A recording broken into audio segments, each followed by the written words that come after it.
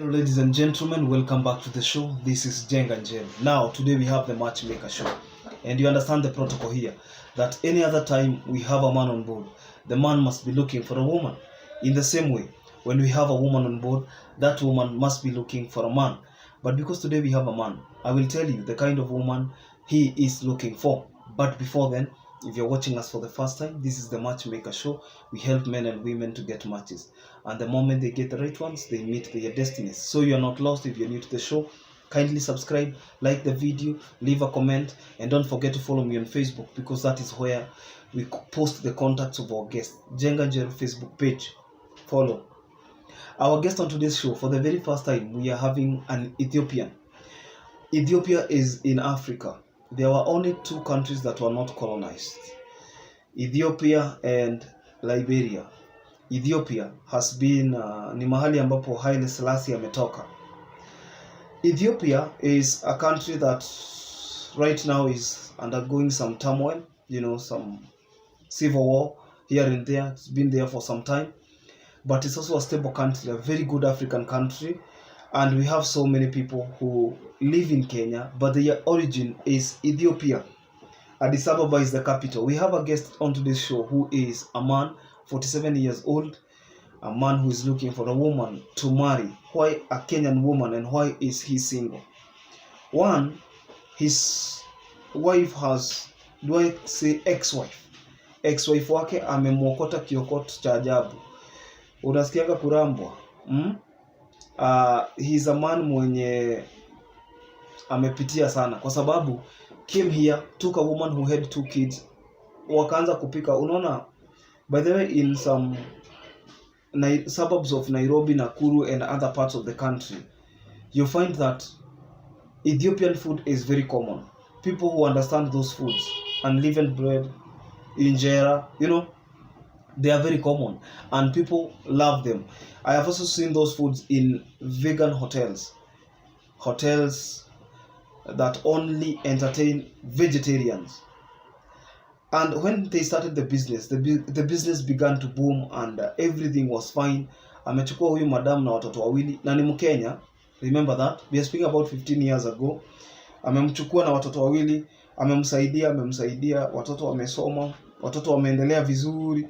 All of a sudden, the woman learns every trick of the business, and alikuwa nataka tutaje madam majina, nikasema this is not a revenge show, this is the Matchmaker, exclusive for matchmaking.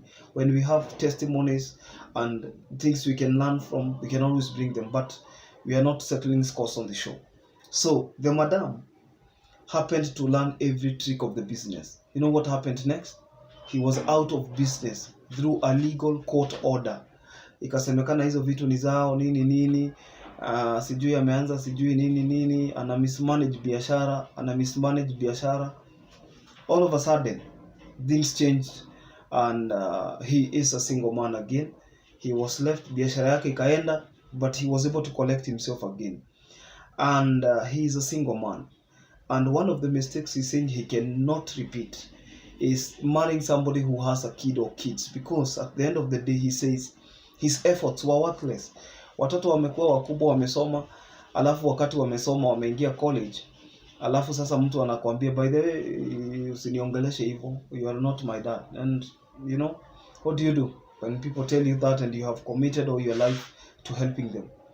And it is very, very, very unfortunate that he is having to deal with such a thing. So he is looking for a Kenyan woman. Most of his adult life has been in Kenya. This is where he has established businesses.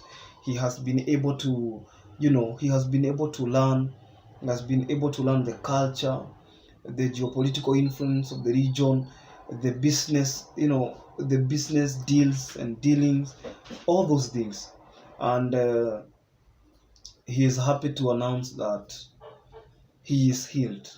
The moment you heal, you move on. And the moment you move on now, life begins to take new shape. He's looking for this woman who is between the ages of 30 and 35. A woman who at least can bear him a child of his own, because he doesn't have. And I was asking him, how come that you stayed all along? You never wanted to.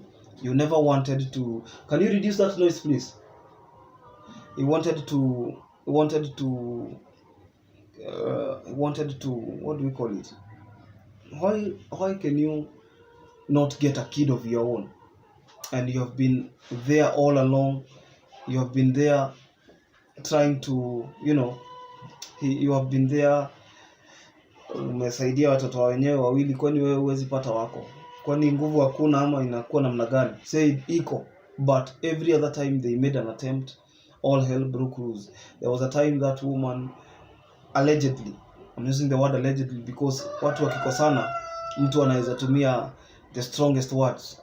Simlisikia mpaka Jonte akisema Becky ni mwizi, which is not even true, but watu wakikosana, people can allege, people can bring all manner of accusations, and alleging that maybe the wife aborted or something, maybe twice, huwezi jua, but akasema amechezwa na amechoka na mtu ambaye akona watoto, hawezi lea mtoto wa mtu mwingine, hao amelea wakamdisrespect, ni sawa, and he wishes them well. But for the lady, anasema he forgave her but will never forget. You have committed all your life to helping somebody, and then when they get to their feet, they get a lawyer and they want to evict you even from the country. And surprisingly, he never even got citizenship. In Kenya, you can gain citizenship through naturalization if you're not a citizen by birth. And this is in our constitution. If you're not enlightened, what do we do now? They say, no, ignorance is not defense. Ignorance is not a defense. So I am wishing him well, and I am hoping, his name is Ali, and I hope that he will be able to get a good woman. This is a man mwenye anaishi tu hapa Kasarani. If you want him to be in our office, you can just write to us, okay? You can just write to us, and if you want to meet him in person, he is available. Hata hoteli yake iko huko Kasarani, and anaishi bado Kasarani, so it is easy to meet him, okay? If you want to see him in person, you can always meet him. But I wish him well. I hope that he's able to get a good woman. Anasema move on na ameheal, na anaweza taka mtu mwenye pia hana mtoto wake, kwa sababu wenye alisaidia wawili walifanya nini? Walimdisappoint, and they don't even care how he progresses. So I wish him well. If you want to get his contact, they will be on my Facebook page at Jenga Jero. View the stories, you will see them running. Usually expire in 24 hours. Until next time, this is Jenga Jero. God bless you. Bye bye. Remember to subscribe. Bye.